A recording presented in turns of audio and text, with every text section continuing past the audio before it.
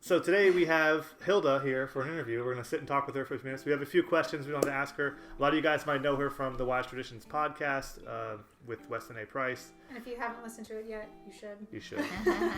So, Hilda, how are you doing today? Oh my gosh, so good. You guys are so sweet to have me over. You guys, they have fed me so well. And we've had so many connecting points, so thank you. Well, thank you for coming. So we have a couple questions for you. So the first question we have is, when and how did you find about the Weston A. Price Foundation? How did you stumble upon all of this information? That's a great question. So I was just Little Miss Fitness Professional. You know, I was all about working out and being healthy as best I could. And a dear friend of mine got sick. She got sick with chronic fatigue, which even now doctors are like, we don't know how to fix this, you know. And so she couldn't find any help. So she started tweaking her diet. She went macrobiotic. She tried vegetarian. She tried all these things. As a matter of fact, she was vegetarian to the point where she was orange. She was eating so many carrots. I'm not even kidding you. And she met Sally Fallon Morell, the head of the Weston Price Foundation, at a health fair. And Sally was older, but she was like, oh my gosh, this woman is glowing with health. I want what she has. So Sally gave her book, the Nourishing Traditions Cookbook, and that was when my friend, her name is Lisa, started saying to me, Hilda, you know, what we eat makes a difference. You should read this book. And it made an impact on me, and I was like, okay. So it's not just working out and trying to work off whatever you ate. It's about fueling your body, almost like you fuel a car, you know, with the best you can find, the premium gasoline or whatever. Like, fuel your body with the best, and it'll function best. And so that made sense to me. So I started changing my diet gradually. This is about 10 to 12 years ago, I guess. And I've never looked back. Wow. Yeah, I'm really thankful. Yeah, we read somewhere, people will say, you are what you eat. And then we learned a step farther, you are what you eat eats. Yes, you have no idea. Like, this has taken me down a rabbit hole. I was like, okay, I want to feed myself and my kids well. Okay. And then I heard about raw milk. I was like, okay, maybe that was in the book too, you know, in the Weston Price materials. I was like, okay. But one thing led to another. The next thing I knew, you know, I was like sourcing most of my food from a farm, and I would never cross, you know, Shoppers Food Warehouse doors. And I was like, I became very concerned, and rightly so, with where my food was coming from and what my food was eating, you know, what was going into that. So it's just been huge, and it's inspired me, obviously, to start this podcast and to work closely with the foundation, because they're not beholden to any government agencies or any lobbying groups. They really want to serve the public from a true heart about how the traditions from the past are some that we need to heed for better health today. That's all they're about. So I was like, this is amazing, and I just love them so much. So yes, you guys, if you don't know who the Weston Price Foundation is, look them up. Weston A. Price Foundation. They're fantastic. Yeah, that's how we ended up with chickens and pigs in our backyard too. See, you go down the rabbit hole little by little. Exactly. I don't have those yet, but maybe one day I will. So that leads right into another question that we have is, I heard you say you slowly started making dietary changes. What are some major changes, not necessarily diet, but could be, that you made once you found out about Weston A. Price, maybe diet or lifestyle? Like, what are some major things that are different after you found out about Weston A. Price? That's a good question. I think I realized there's more to nourishment than even just the food you eat. So I started taking time to make meals for my family, not just putting meals in front of them. Do you know what I mean? It's like what you guys do. It's like investing time in making something for my family that's sourced as best I can, but also to sit around the table together and just really nourish in terms of conversation and, you know, obviously spirituality as well. That's important to me. I think the foundation gave me the freedom to buck the trends, to be honest with you, because low fat was big, you know, 10, 15 years ago, and now, of course, it's vegetarianism, but the foundation is not afraid to say, what were our ancestors eating? Oh, they were eating full fat. They were eating fat, period. You know, they were eating dairy and lacto-fermented foods. And so what if we nourished ourselves with those things? So what I started doing is looking into, again, nourishing my family well, and I started getting food from farms, as I said. But I also have been influenced by the people I've had on the podcast, like experts in the health and wellness field who are doing things a little different. Like I said, the foundation's not afraid to buck trends. So I've interviewed people like Thaddeus Owen, who is from Thaddeus Tomorrow, who talks about the importance of light. And Dr. Price, whom the foundation is named after, didn't investigate light, but that's a source of nourishment for our bodies too. I did not know this. Like, our mitochondria, which are like these little engines in our cells that keep everything running properly, they get 2/3 of their nourishment from the sun. So what that means is some of the nourishment comes from food, and that's great, but we also need more exposure to natural light, which is funny to say right now because we have these camera lights around us. But I'm more intentional now than I ever have been about getting outside. Another thing that is a wise tradition is actually letting our bodies get cold some. A lot of ancient cultures would actually let their kids nap outside. I think in the Netherlands they still do that. I've seen pictures of that from a long time ago, right? I'm cold all the time. Does that mean I'm not?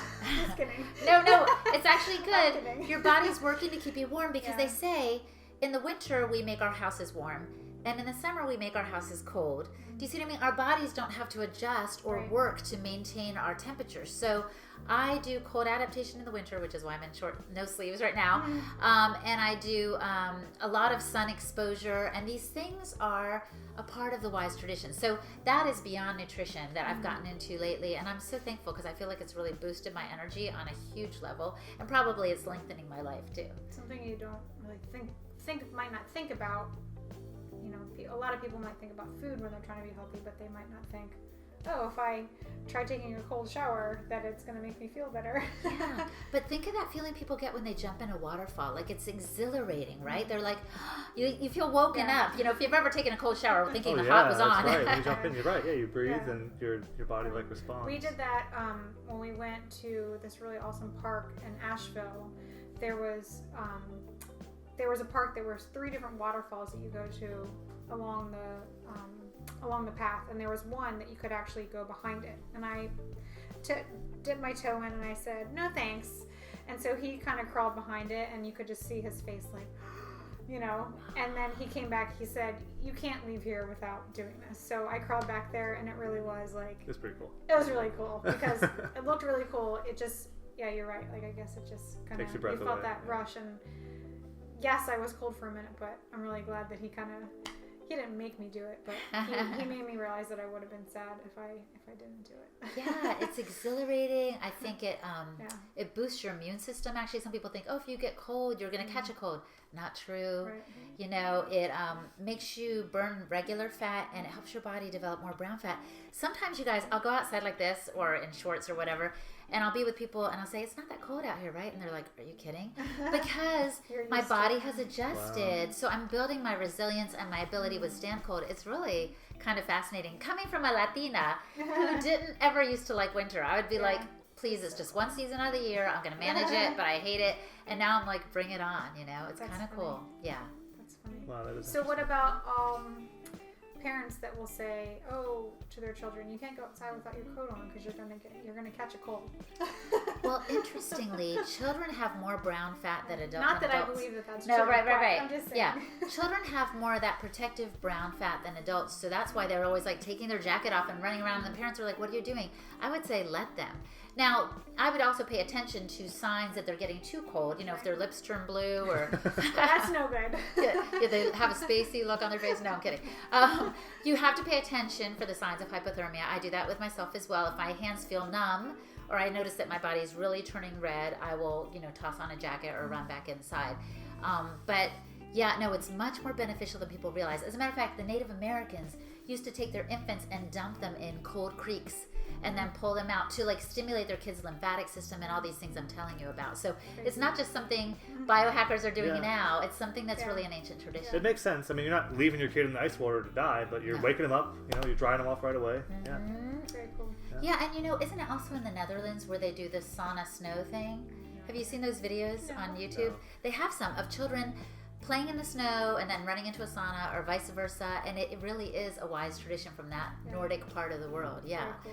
So I think it's something we need to think about a little bit. Also getting connected with nature. Like the longer I've been in the Weston Price circles and talking to homesteaders or farmers, I've realized we all have nature deficit disorder, Like we all are too disconnected from the rhythms of nature, and eating locally will help with that, and eating seasonally, like being aware of the food, but beyond that, like spending more time outdoors and touching a tree, like it might sound kind of weird, but I think it's really healthy for our spirit. It nurtures us in a very deep way beyond food, like I was saying. We need things that are beyond food. So where did the Wise Traditions podcast come from? Oh, that's a great question. So years ago, I make it like it was, 1,000 years ago. No, it was 2015. The foundation put out a call and said we need 2 people to represent us in Kenya because, do you guys know this? A Maasai warrior contacted the foundation. A Maasai guy from this little remote village and said, please send someone over, we're all getting sick. Wow. He said, I have diabetes, my wife has asthma. You guys, these are the Maasai who were like the tall, healthy, vibrant. Yeah, I just read about them. Yeah. In the Like amazing, I wonder amazing how they people. found out about you guys. Well, Dr. Price went someone- there to see them He years did. ago. Yeah. But more recently, someone who had been working over there sent them some brochures and stuff. And so the guy was like, oh my gosh, this is true. We've left our own wise traditions. So the foundation asked for 2 volunteers and I raised my hand. And so I was one of the first ones. Why not do something crazy? Yeah, why not go? I mean, I'm a chapter leader. I can do this, right? And it was somewhat intimidating. Can you imagine? I was literally in a room about this size with all these Maasai, like women dressed in their traditional clothing with the big, beautiful beaded earrings and all this stuff. And I was like telling them about wise traditions. Wow. But I wasn't saying, Dr. Price this or eat this way. I was like, your traditions. It was a beautiful thing to go back and say, your traditions are the ones you should keep because they have value, And so after I spoke several times to this community in Oiti on the border of Tanzania, at the end of my time there, this pastor of a small church in that community got up and said, starting today, the women will cook our traditional foods, and it was like, whoa. And then I went back a year later in 2016 and they had begun to return to their own traditions Wow. because they were getting sick. And my friend Dixon, the warrior who contacted the foundation, said he could see even in his children that the younger ones had the more crowded teeth, all the things Dr. Price noticed when we're undernourished, You might be filling your belly, but you're not properly nourished. And he saw some of these consequences in his own children. So they started turning back to eating more whole, real foods, and the whole community is the better for it. So it's amazing. And one little aside I will tell you to answer the question about the podcast is, I met a man who was over 100 years old there, a Maasai guy, Ole Sanku. And I grabbed my iPhone. I did not have a podcast or anything, but I grabbed my phone. I was like, I'm going to interview this man. His story is worth hearing, right? He was there when Price was there. Maybe so. Yeah. Yeah, I He don't was even know. He alive, might have probably, met yeah. him. I didn't ask him that question. But so I turned on my phone. I started asking him questions through a translator. I was like, what was your childhood like? He was like, we're all healthy. Like, we never got sick. He's like, now they tell me my grandchildren have to wear a coat because the cold weather's coming. He goes, but we didn't wear coats. Like, he was just putting it all out there. It was amazing. So I recorded it, and then I kept thinking about it as I went from community to community in Kenya, and I was like, the foundation needs a podcast because these stories need to be heard. And when I got back, I presented the proposal to Sally, and she said, okay. So I'm so grateful because, as you know, the journal is full of amazing articles by scientists and health experts, but not everybody takes time to read anymore. So we have the podcast where I'm interviewing them, and people can just hear their valuable information. And I always ask at the end, if the listener could do one thing to improve their health, what could they do? I ask that question because I think if we just have one takeaway, like there's so much information coming at us all the time, but if there's just one thing I can do, what can I do? And what's fun is a lot of the experts will have similar answers like educate yourself, or take your health into your own hands. And I'm like, okay, good, thank you. I'm doing that, so you're on the right track. So I love it. I think the foundation's happy about it. And so it's been a wonderful thing. We've been going for 4 years and this is totally not a plug for the podcast, by the way. I'm just so excited about it. But as independent podcasts go, like we're in the top 5% of independent podcasts. What that means is we're not like NPR or Gimlet or WNYC. We're not putting out all these huge shows. But for an indie show, like we're doing great. And why is that? It's not because of me. It's because the content is so good. And it's about these wise traditions. Yeah, that's cool. Yeah, it's really fun. So do you have in your mind, maybe this is a bad question to ask, top 3 people that you've interviewed ever on Wise Traditions? Oh my That's gosh, hard. that's so hard. Is that unfair to ask? No, it's not unfair. I'm sorry, I don't mean to act like it's hard. Because I I can tell you as a listener some of my top guests, but okay, let's I go know back and who forth. yours. Well, you go first. I have a couple of ideas. well, mine obviously Joel Salatin because he's amazing and we want to be like him. We wish we had all that land, but I'm saying he's so full of wisdom and the things that he's doing to spread the word about farming is just amazing. And I love that I love how he speaks and that he's not afraid to speak truth. Yeah. So, and we've visited his farm and we've met him, and he was really amazing to talk to. So He's amazing. yeah. And he makes you feel like you're the only person in the room, right? Like, he can give you all day long. Mm-hmm. Yeah. I think he's fantastic. Yeah. Okay, who else? No, your turn. We said. Okay. Well, one person I thought of, and this might not be the first person you would think of, is Yourself. No, Just kidding. right, when I was interviewed. No, I'm just kidding. No, it was Kelly Brogan, Okay. and she's a psychiatrist who realized after she was giving and prescribing pills all the time, she's like, maybe we're not going about this the right way, and so she started investigating. I think she had some diagnosis, and she's like, I don't want to be on pills the rest of my life, and she realized we're masking the symptoms of different like mental health problems, and maybe just like a physical problem, we need to go down to the root. So I'll just give you an example. Like, let's say I had a rash on my arm. I could put hydrocortisone cream or something on it, make it go away, right? But why did I have the rash on my arm? Right. Maybe my body's reacting to something in my environment or something that I'm eating that's not good for me. So better to get to the root rather than tamping down the symptoms. So with mental health, and I'm not a mental health professional, I'm just throwing this out there, maybe we're just saying, take this antidepressant. Oh, wait, that's not the right dosage. Let's tweak it for you. When we don't really know what's causing that imbalance and your brain not working properly. So she recommends like 4 pillars to stabilize people's mental health. I think one is nutrition, one is like a meditation kind of thing. I forget what the other ones are, but I just found it revolutionary to talk to someone who was in the industry one way and pivoted to go another. And she does say psychiatry, by the way, is one of the few medical practices where they can't really see what's happening in the brain. Like, they can't do an x-ray and be like, oh, there's a broken bone, so this is broken, so you need this. So really, a lot of it is conjecture. So she just kind of blew me away. I thought she was amazing. Then another person on a whole different topic is Allan Savory, who I think we were mentioning over lunch. Like, Allan Savory was this wildlife biologist guy who also, this is one reason I believe these people, because they started out on one track, but they were willing to grow and pivot. He thought animals are messing up Zimbabwe. Like, they're ruining the land. He and some other scientists thought this. So they're like, well, what should we do? Let's call some elephants. They called 40,000 elephants. They killed 40,000 elephants. And then he looked at the land, and the other scientists did too, and they were like, it's not better. It's not better. They were like, what are we going to do? So Allan realized, oh my gosh, it's not the animals who are messing it up. It's the way we're managing them. It's what we're doing to their environment. So this is similar to what Joel says. The land is actually regenerated by the animals if we let them live as they might have when they were being chased by predators. So we do rotational grazing, and we let the chickens come in after the cows and all these things that they do. So Allan has pivoted and written this book, and he also runs some centers of holistic management, because he's like, we need to look at the big picture, people. So those of you who say, cows' flatulence is causing climate change, or, you know, if we all just ate less meat, the environment would be better. You got to step back. You got to zoom back, dare I say, and look at the whole big picture and realize these animals have been around for a long time. Maybe they're not the ones causing the problem. Maybe we need to look at something else, like how we're managing them and how they're living in these concentrated animal feeding operations, which is no good either. So Allan Savory, Kelly Brogan, and then I have to say Sally Fallon Morell, because this woman started the foundation about 20 years ago, and maybe she studied nutrition in college. Actually, I don't even think so.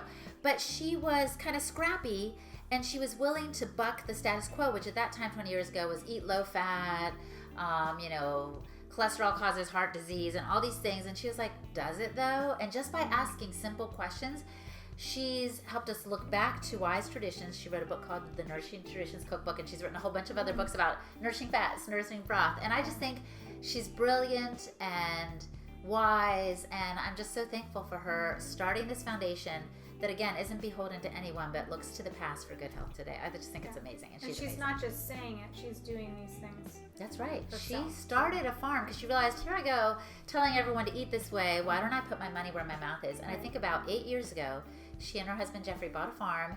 They now make cheese. They sell raw milk for pet consumption because that's what it's legal for in Maryland.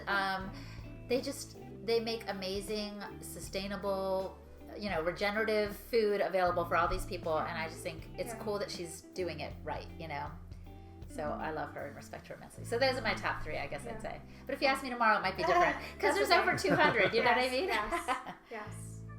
Do you have a favorite? Yeah, tell Obviously, us. probably Joel Salatin. I don't know the names of the people. Like, I remember the podcast and the topics. Obviously, Joel Salatin is I like him a lot. He's so great. And, you know, he's inspired us to do what we've done here on our little bit of land, which is awesome. Yeah.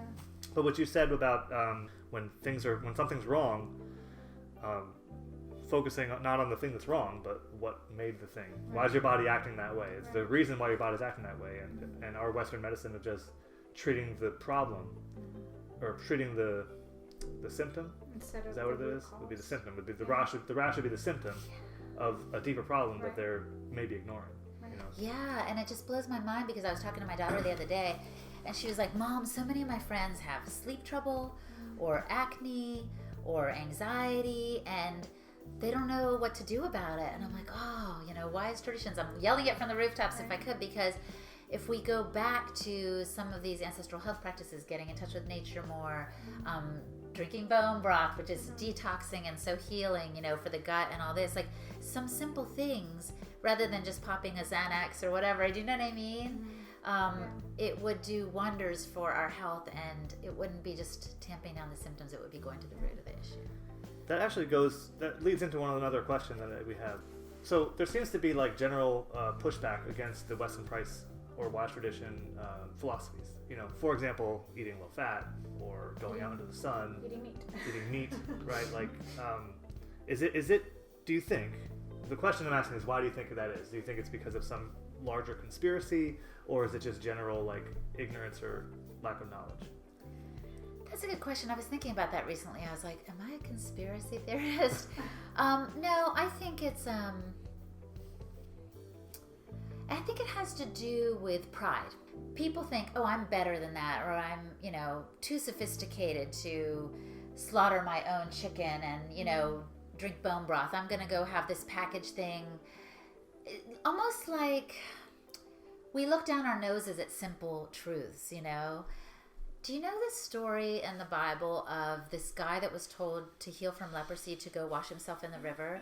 7 times. And and he's like, no, that can't be right. Didn't he like resist it? Because he's like, no. It's almost too simple. Yeah, like I've already washed myself. Yeah. Right. It's not gonna... He wanted something more complicated. I feel like that's how we are. Like, we respect doctors in white coats, but we don't respect our grandmothers anymore because we were marketed to not do that. Like, I think when they came out with Crisco, which is like a oil or petroleum byproduct, when they came up with this, they said, you know, kind of like your grandmother, the old-fashioned stuff isn't what you need. Makes you fancy to use the Crisco. Yeah, you need something new and improved that doesn't smell up your house or whatever. And so people started looking down their noses at the wise traditions. And so I think it's partially pride, a sense of ego, and maybe being misinformed, buying what we're sold. And again, it's not a conspiracy theory, but it's just saying the marketers that are trying to tout like heart-healthy foods and stuff like that, they're trying to make money. Yeah. They're not trying to make us healthy.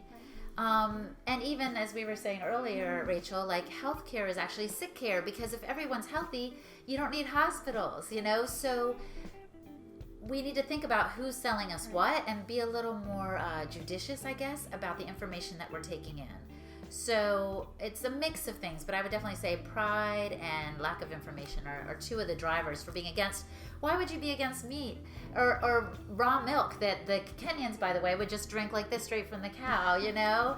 And some people dare to say that the foundation is, you know, associated with the dairy industry or something like that. And I know, because I spend time with them all the time, they're not at all. They're not promoting meat and milk because they're getting anything out of it. They're just promoting these traditions because they want people to be healthier, you know? And honestly, there must be better ways to make money, you know, than doing that. Yeah, there are. You've done a lot of podcasts. And when I first started listening to the Wise Traditions podcast, you know, they're out there, right? And but now I tend to listen with a more open ear. But my question to you is, are there any podcasts that you've done where afterwards you were kind of skeptical yourself? Because some of the things that you guys talk about are a little out there, right? Yeah. And is there anything that jumps off to you that might have been... I'm trying to think. There was one, actually this is interesting. After publishing over 222, right? There was only one where I was like, where was that man coming from and what were his credentials? You know, like I second guessed it. But this is what I've noticed is some of the health experts we have are kind of outside the norm.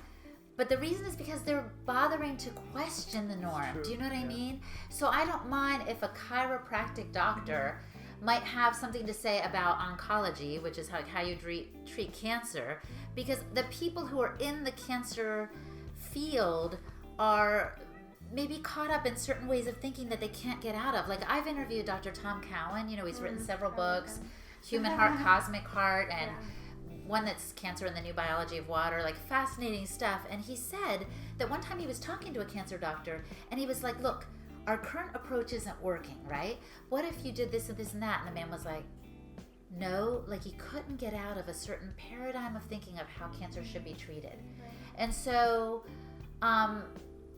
I would say, there's only one episode that I'm not a super fan of. I won't say which one it is. But generally, I like that these doctors are asking questions. And even if I don't agree with them, it makes me think. So I'm like, okay. Because I have a friend, Thaddeus Owen, who I mentioned earlier, who's like from Thaddeus Tomorrow. He's a biohacker, and he's about ancestral wisdom and modern science. And he's like, question everything. And I think that was even like a saying in the 60s, like, question authority. But I'm like, you know what? He's kind of onto something, because if we don't ask any questions, we're not going to learn anything.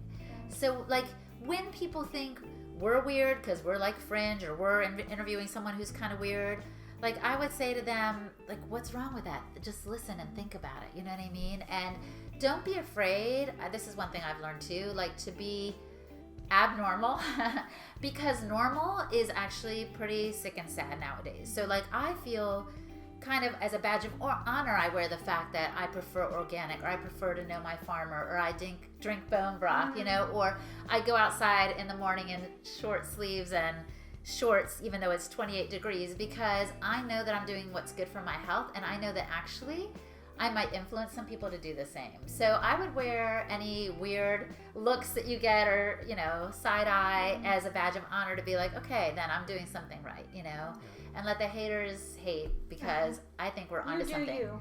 Yeah, people think I'm weird. Like, I don't know. I pack bone broth in my lunch.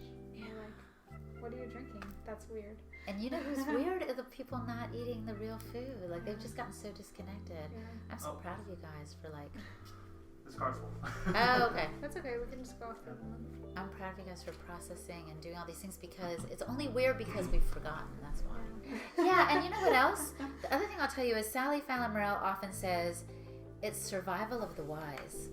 So even though these people might be laughing at me today, they're either going to come to me to learn from me tomorrow, or they're going to get sick, and then they're going to come to me. Do you know what I mean? Like, what's going to happen is you, with your bone broth and your lunch, are going to be soaring while other people are struggling, and they are going to either learn or die, It's good to, like, say, hey, I could be wrong, or I want to learn more about all these things before I make a decision about what I think is best for my body. And what's best for your body might be different than what's best for his body. I think we're all different, So should I pick up where I was? Yes, you were talking about vaccines and different points of view. What I loved about when I interviewed Dr. Andrew Wakefield is he said, I teach science courses, I teach medical courses, and I will tell my students what I teach you today may be wrong tomorrow. And I love that, because it's a position of humility and honesty. Like, we don't know it all. Like, let's say this is all the information in the world. We know, like, this little bit, you know? So we act on what we know and do the best we can, and then move on. And that's another thing I want to add just real quick about the Wise Traditions podcast and the Wise Traditions principles from the foundation is they're overarching principles. So you don't have to worry if... I don't know, you're like, okay, I'm going to abstain from meat right now. There's still principles you could incorporate into your diet, like eating more lacto-fermented foods or including more salt, And I feel like it's very encompassing of whatever dietary trend may be here today and gone tomorrow. So I would encourage people to look into it. It's really just all based on what our ancestors ate, as far as we know, and what Dr. Price found in his book, Nutrition and Physical Degeneration. Yeah, back in your point of the information changing, the leading doctors in America killed George Washington on his deathbed by putting leeches on him while he was dying, to try to suck out the bad blood, because that was the technology of the time. That's what they thought was best. So, does your family think you're strange or crazy like ours does when we go visit them with our Yeti cooler filled with bone broth and homemade sauerkraut? I think they have, or probably at first they did, but now they're so happy. At least my children and stuff are so happy that I feed them that way. Yeah. You know, and do you know the story of like how you spot counterfeit bills? It's by looking at the real thing. When they train people to find counterfeits, they spend most of their time studying a real $100 bill so that when the fake one comes by, they'll know it. When I feed my family the most nutrient-dense food I can find from, you know, like I said, sustainably raised and all the things, organic, beyond organic, you know, farms, they know how nourishing it is, so that when they go out to eat, sometimes my kids will be like, Mom, that hamburger tasted like dog food out there, because it doesn't compare, right? It's a whole different thing. Who knows what they're mushing together? And it's usually actually the ground beef from a whole bunch of different cows all over the U.S., and it's just, you know, not the same. They've been injecting it with, you know, growth hormones and all that stuff. Anyway, so the point I'm trying to make is, like, the real deal will win people over. That's what I find. And when people do think I'm crazy, like I said earlier, I just kind of brush it off, because I know that I'm doing the best I can by me, and it's working for me. So they can't argue with that. Yeah, it's true. It's a good word. You do yours. So, what are some goals that you have for yourself or for Wise Traditions in 2020? Such a good question. I've been thinking about this a lot. I will tell you first, I don't make any resolutions, but I like one word to help me focus, and last year my word was balance, so I worked on stopping work at a certain time, having my evenings free from my families, and so on. Family, I have one family, but anyway. This year my word is wonder, because I want to be more present and kind of relishing each moment like I have today with you guys. It's been amazing. That's not really a goal, but it's just a way I want to live. But I have been thinking about my holistic Hilda business, and I think what I want to do more of is build on what I did last year, which is retracing the footsteps of Dr. Price, going to indigenous cultures and thanking them for their wisdom. So I got to go to Australia in September 2019, and I met with Aboriginal people, and they're not easy to find because they're less than 5% of the Australian population now. You know, they've all died out, or they've been, you know, moved about, and it's hard to find them, but I found some, and they were open enough to share with me some of their traditions. One woman in particular, Suzanne Thompson, took me on country, on the land that her ancestors lived on for thousands of years. Wow. She showed me, you guys, like rock art that they had like etched on and stuff. I was like blown away. And what I'm trying to get at is I thanked her for the wisdom of her ancestors, and I shared with her some of the work of Dr. Price that she hadn't heard of before. Because she's not the only one, but I've met indigenous people who are like, oh my gosh, we have one foot in our traditional culture and one foot in the modern world. So we're being influenced by the Kentucky Fried Chicken that's down the street and the sodas and the whole shebang, you know? So I want to keep going around the world, and I'm planning a trip to Ecuador soon, by the way.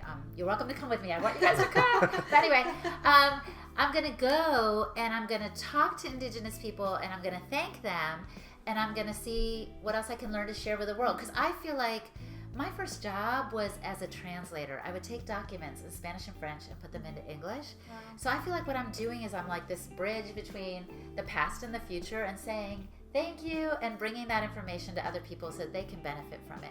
It's nothing fancy. It's not like a 30-day weight loss plan or a fancy shake or smoothie or Jenny Craig program, God forbid. Real health, I think, is found in following ancestral health practices from the past. So I'm just that little bridge that's trying to bring that. So one of my goals is to keep doing that. Cool. Okay, last question. I'm stealing this from another one of my favorite podcasts, Allie Miller. Her podcast is called Naturally Nourished, and when they interview someone on their podcast, their last question is, what was your last 24? So not including today, yesterday, from when you woke up to when you went to bed, what did you eat? Ooh, last 24.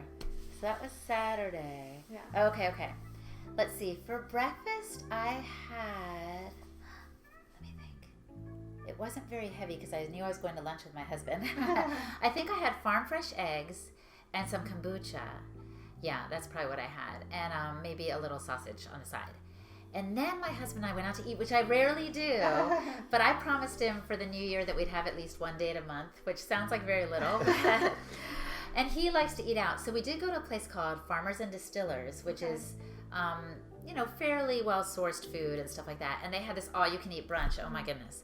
So I had Eggs Benedict, which I love because I love, like, the creaminess, on that. And I had some salmon. I went pretty carnivore. I had the bacon, but it was like this huge piece of fat on it. I had brisket. What was my second plate? That was my first plate. But I went to town a little bit because what I've come to find out is you do want to get organic food and you want to get it well sourced, but it also matters like the timing of your meal. So what I want to say is I had breakfast and I had lunch, but I didn't have dinner. Because I wanted to have an extended fast, especially after that big lunch, you know what I mean? Yeah. So I took a break from, let's say, 1:30 until this morning, which was around 9 or 9:30. And I feel like that really works for my body. Plus, it gives your body a chance to digest. You sleep better, So I'm doing a little bit of intermittent fasting, which is also a wise tradition as well. So, but I can't even remember what my second plate was. It was also pretty hearty. I think it had, some kind of blackened catfish. Okay. Yeah, and a little bit of mashed potatoes, which I wished I had more butter for.